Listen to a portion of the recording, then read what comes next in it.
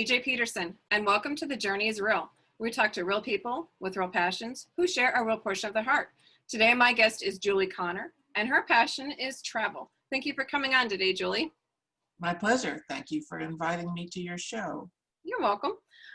We titled this podcast, To Travel is to Live. I do know that you have an interesting past, so before we jump into the travel, can you kind of fill in my listeners as to your past? Because it's pretty colorful. Well, the big part of my past is that I spent 33 years in the United States Foreign Service. And just so to make sure people understand, the Foreign Service equals being a diplomat. Mm-hmm. So I was a diplomat for 33 years for the US government. I did 9 overseas tours at embassies overseas in 7 different countries. Wow. And then the remainder of my time was spent back in Washington, either for the U.S. Department of State or before that for the United States Information Agency, which eventually got merged into the Department of State. Gotcha. So, and let me just say, although it's wonderful, the Foreign Service, because you get to live overseas. So in each one of those 9 countries, I was there usually 3 years, but sometimes only 2 years, and in one case, even shorter than that. So while you're there, you get to really explore the country, and you also get to travel to neighboring countries. So it's a very interesting life. I did a lot of traveling growing up, being Army brat, and then being a catastrophe adjuster, etc. And for me, sometimes travel gets a little tedious. I'm surprised that didn't get old for you. I mean, I still like to travel, but I like to plan the trips themselves as opposed to being told where to go. I guess maybe that's the difference. Well, I loved being there. Wherever there is, I love being there. Getting there can be tedious, and in particularly packing up your whole house and all of your belongings multiple times does get old. Mm-hmm. But luckily, since it's a job, it's a profession, you get professional packers in, and they do most of the packing. But still, you have to do a lot of organizing and labeling and controlling, and still they mess things up, and things that are supposed to go in storage don't go in storage, and things that you're supposed to receive don't come. So like I traveled around for like 6 years with half a bed because the other half went into storage and half came with me. So it can be, that part gets old fast, mm-hmm. But the being there is fabulous. So what brought about this passion for travel then? I guess it all started when I was 20 years old. I dropped out of college, and at my mother's suggestion of all people, I went to Europe. So I planned just to go for a short visit to Europe, but once I got there, I just was fascinated. Mm-hmm. And I ended up, through a friend, finding my first overseas job. And instead of spending a month or so in Europe, I was there for 3 years. Before I came home again. And I went through a succession of jobs, and I got trained in teaching English as a foreign language. So I had 2 years of doing that. And it was just wonderful. I got to move all around Europe. I started out in Portugal, but I visited Spain and went to England to teach, taught in Spain for a year. It was great. And so that made me realize, just that short period of the first 3 years, that I wanted a career that somehow involved travel. But I wasn't sure what that career was going to be at that point. Gotcha. Well, I know when I travel, I love history. I'm a history buff. So most of the, especially European type countries, have like a ton of history. And I love photographing it, and I love meeting new people and exploring their cultures and what they're like, getting to know people at their core. Because being an Army brat, I moved around a lot, and so I got to know people at their core. And so when I go to a new country, that's one thing I do target, is people in general, and just getting to know them and how they kind of function and how they act and react in different situations. What fascinates you about travel? Well, me too. I'm a history major. I have double major in English and history, so I love history. And I love art. So I'd say those 2 passions or subsets of travel. I always want to visit cathedrals. I want to visit museums and so forth. And I do. And in fact, my book talks about that, because one of the things I see people doing sometimes is just rushing through things instead of experiencing them. You mentioned wanting to talk to people. I am more or less an introvert. So it was always interesting to me when I traveled with my mother, which I did sometimes. She talked to everybody. I mean, she would talk to a fence post. She would talk to anybody. That's like my mother. She's never met a stranger. Well, it was good in a way. I didn't have to participate. I would just sit there and listen, and she would have these conversations. And sometimes you would pick up an interesting, useful bit of information. And that would be nice. And it kept her entertained. And so I was happy and she was happy. But usually, left to my own devices, I read. So I read a guidebook, or I read a novel set in the country or the city I'm in, or I do something like that. But I do take advantage when I'm by myself. So I remember one evening, for example, I was sitting at a restaurant, but they sat you in a group table. So I was sitting with a bunch of strangers, and it's awkward to sit there for a whole meal and not say anything. So I devised my one magic question, I call it, which is I asked everybody there, if you only had 1 week in whatever you are, what do you say you must see X? You must see this place. And they all answered. And one couple told me, don't miss Durham Cathedral. And this is in England. Durham Cathedral was not on my list of places to visit. Mm-hmm. I thought, well, that's interesting because I like visiting cathedrals. So I made it a point to go to Durham Cathedral, and I loved it. It was fabulous. And I would never have gotten to Durham Cathedral were it not for that recommendation from that couple. Yeah, a lot of times locals know a lot of the more inside tracks that aren't quite as touristy, but are actually more spectacular. That's exactly right. Durham is not going to get 4 stars in a guidebook, but it should. Mm-hmm. So that's some of what I preach about the Camino de Santiago. Most people who go to Spain or go to Madrid, they'll go to the south, Sevilla, Granada, and so forth. They don't go up to northern Spain, but northern Spain is spectacular. And so if someone asked me, what should I not miss in Spain? I would say you have to go to the Prado Museum. You have to do that. But you should go up and see Leon Cathedral, which most people are not going to have on their list. Gotcha. Now, we did mention the book a couple times. It's the Savoring the Camino de Santiago. It's a pilgrimage, not the hike. What prompted you to write that book? Partly it was I thought I had a message. And my message came about because I did the Camino for 49 days and I saw what other people were doing. And for a lot of people, it's just a long hike or a long walk. And we would sit around and have a beer or talk or whatever, and they would brag about how quickly they completed this visit. And the thing was to do it as quickly as possible. And I have totally the opposite attitude. Mm-hmm. You should take time, you should stop, you should visit the museums and the churches, you should taste all the different food, not just papas fritas, not just French fries, which is the common food along the Camino. And so I wanted to tell people, don't do the Camino by running it, do it by savoring it. So that was really a big reason for me writing the book. For those of us who have never experienced it and who weren't 100% sure what is the Camino de Santiago? It's an ancient pilgrimage route. It was begun in about the year 820, when the alleged burial site of the Apostle St. James was discovered and recognized by the local bishop and then by the Pope. So, of course, pilgrimages were big things to do in the Middle Ages. So from about 820 all the way up till 1800, let's say, millions, and I mean millions of Europeans primarily, would walk out their door and start walking or riding a horse or a cart to Santiago de Compostela in northern Spain, which is the burial site of St. James. And the journey back that time would be a year or more. And many of them never came back again because they died along the route. Oh, wow. So the pilgrimage route was extremely popular all the way till about 1800. And then gradually, as realism and the belief in religion started dying out, so did the number of pilgrimages being undertaken. And so by the time I was first in Spain in the early 1970s, nobody really was doing the pilgrimage. But I had the luck to read a book by James Michener, Iberia, and he devotes a chapter to the Camino.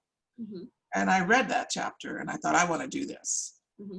But I couldn't at that point. I didn't have the time, I didn't have the money, I didn't have anything. So I just put it on my back burner and it sat there for 45 years. Oh, wow. Until I finally had the time and the money to do it. But the interesting thing is, in that 45 years, there was a revival of interest in the Camino. Mm-hmm. So now, about, not in a COVID year, but before, is more than 300,000 people a year are walking the Camino. Wow. So the other thing I need to say is your Camino begins, just like in medieval times, when you walk out your front door. That's when your Camino starts. So people from all over the world start in different places, and there's a lot of different routes. But I chose to take the most popular route, which is from Spain over the Pyrenees and then all along this route called the French route in northern Spain. And how long did it take you? I did 49 days for the whole thing. And what did you find? What can one find along the way if they follow your route that you took?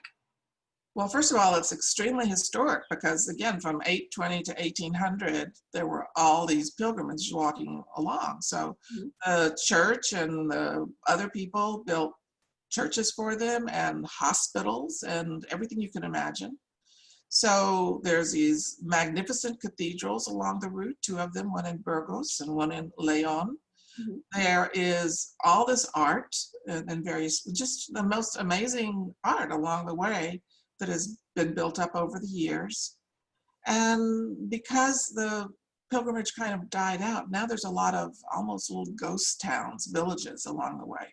They're being revitalized now thanks to the Camino, but they're very small. So as you walk, you experience tiny villages up to big cities like Burgos, which is a big industrial city. Very cool. I know I call him Super Hubby, my husband. We travel a lot. We've been to places like Jamaica, Belize, Mexico, South Africa. South Africa was really cool.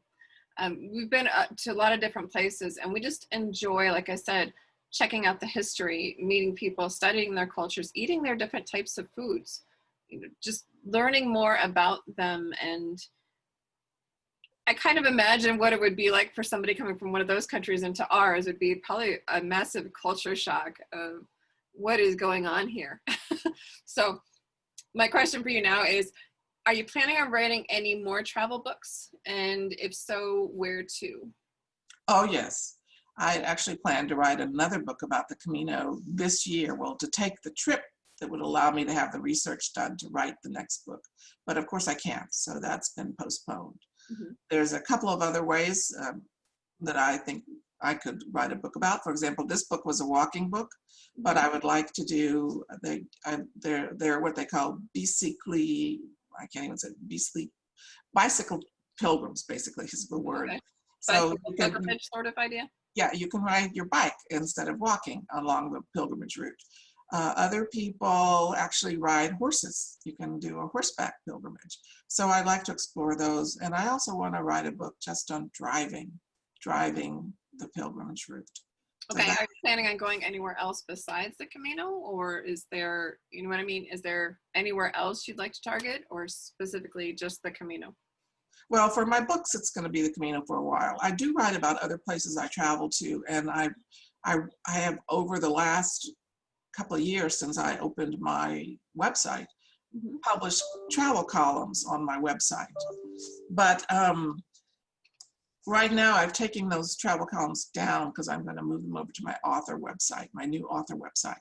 So I've written, you can read columns about my trip to Indonesia, for example, to visit the Komodo dragons. Or my trip in Indonesia where I saw wayang puppetry, which is another one of my things that I really love. I'm called a passion because you can only see it in Indonesia, but it's great. And so forth. So other countries, when I travel there, I come back, I don't necessarily write a book, but I write something about my travel. So your blog is kind of more or less on traveling? No, my blog is really on the Camino. Oh, okay. My author website will eventually have all of my travel columns. Gotcha. And if somebody wants to find you online, how do they find you? Go to my author website. It's Which is? JulieConnorAuthor.com. So it's Julie, Julie, Connor, Connor, Mhm. author, AUTHOR.com. Nice. Well, I really appreciate you coming on. We have a few minutes left. Is there anything you'd like to add? I just want to encourage people to travel. When I was 20 years old and I first went overseas, and my first country was Portugal, I mean, my mouth was hanging down around my knees for days because things were so different. Mm-hmm. And I remember my grandmother telling my parents that we as a family in Louisiana were she didn't use the word provincial, but that's what she was expressing. And it's kind of offensive by someone to be told that, that you don't have a big world vision. But when I got to Portugal, I realized what she meant. We just assumed that everybody lived the way we did and that things were the way they were at home. And they're quite different overseas, quite different. And until you experience that, I don't think you really understand the place of the United States and the rest of the world. And of course, that was something major for me that I took on to my Foreign Service career. Mm-hmm. I 100% agree. When you're seeing kids and teens standing on the corner trying to sell things just so they can eat for the day, people don't realize, how blessed we are sometimes in America. And when you go to another country and you see that, your heart breaks, but you start to get a bigger vision of what the world is like as opposed to, it within Americans' walls. That's true. You frequently see things that you say, oh, we're so lucky in the United States. Mm-hmm. On the other hand, you see things where you say, okay, well, we're not really number one in this. Just simple things like bread. Mm-hmm. Bread in other countries is better than American sliced white bread. It just is. Mm-hmm. So, you start saying, okay, we're not number one in everything. Other countries have something to offer us. Oh yeah, when we went to South Africa, it wasn't just the animals that we saw, it was the people, and their creativity is phenomenal. Like, knock you down, like, are you kidding? How is this created by somebody's hands and not a machine type thing? One gentleman had made us this huge picture. It's a wood picture, wood frame, and it has the big five, which is the lion, if I can remember them all right, the lion, the elephant, the leopard, the rhino, and the wildebeest. Nope, wildebeest. Wildebeest, yeah. Mm-hmm. And so what he did was he used different types of wood for the different types of animals, and he actually burned in the different details to it. And we sat there and watched him make ours, and it was just mind-blowing. And the way they recycle different things, like they make little fans out of soda bottles. I mean, just stuff you wouldn't think of, but the brilliance and creativity is just mind-blowing. I totally agree. That's one of the joys of traveling, is seeing other people's ability to live in a different style, which is wonderful in itself. Mm-hmm. Or when we went to Mexico, making just food, general food. It's not like Tex-Mex, it's delicious. It's not super hot. It's all fresh foods, and you don't add a lot of spice to it. So the taste of the different textures and flavors of the different types of foods that are even in a taco are just makes your mouth explode. And people just don't get it because they're used to going to McDonald's. Even McDonald's tastes different. When we went to South Africa, Kentucky Fried Chicken was not Kentucky Fried Chicken, I promise you. I was just like, oh, I was dying for Kentucky Fried Chicken. I'm like, this is not Kentucky Fried Chicken. Right. No, you're absolutely right. And that's actually the kind of thing you learn when you travel, is that we all think that Latin America is all the same. Mm-hmm. And when you go to Latin America, you find out that Chile is totally different from Argentina, which is different from Colombia, which is different from, Mexico. And nobody but Mexico, nobody has hot food. They don't like hot food. We think of, South American. So you just, when you start living in these places or visiting them, you start to appreciate how different it is from country to country. Oh, definitely. And then sometimes some of the animals that you only see in a zoo, seeing it in their natural habitat is just an inspiring thing to see. You don't always see that sort of thing, going from the zoo to reality. We went to a safari park where you drove around. You were not allowed out of your vehicle because the animals were not in cages. They were in their real habitat. They would eat you. And so, seeing them in their wild was just crazy cool. Like we were looking for a rhino. No, not a rhino, a hippo. We were looking for a hippo. And so I was looking forward and my husband's like, hey, look out your window. I looked up less than 3 feet away was this giraffe getting ready to lick my face. I was just like, oh, hello, how are you? I quickly rolled up the window, let's go. But seeing different animals, seeing stingrays, dolphins, when we went down into the Caribbean, swimming with dolphins, they're playful, they're fun, they're very intuitive. But you don't really get that when you go to different zoos, but just seeing different animals, meeting people and their backgrounds and seeing how they live is just, it's irreplaceable, honestly. I agree. Obviously it's my passion. I am addicted to travel, I'll put it that way.